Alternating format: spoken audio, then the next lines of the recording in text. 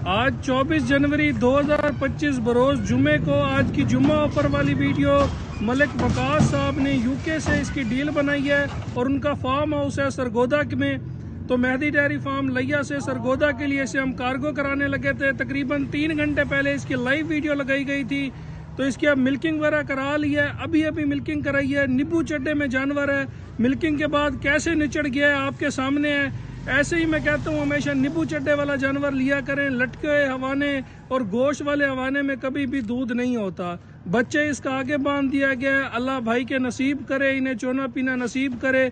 मंगल वाले दिन हमारे पास नया स्टॉक पहुंच जाना है। जिस भाई ने मौके पे आना हो मंगल वाले दिन तकरीबन 12-1 बजे तक हमारे फार्म पे पहुंच जाए। इंशाल्लाह बहुत मुनासिब रेट में आपको अच्छे जानवर मिल जाएंगे।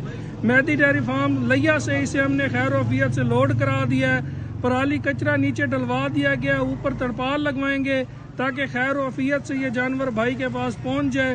काले थन में माशाल्लाह बहुत खूबसूरत जानवर है। बाकी जिस भाई ने मौके पे आना और राब्ता नंबर 0300 770 1856 और दूसरा नंबर 0304 731 1337, इन नंबर पे आप राब्ता करके आ सकते हैं।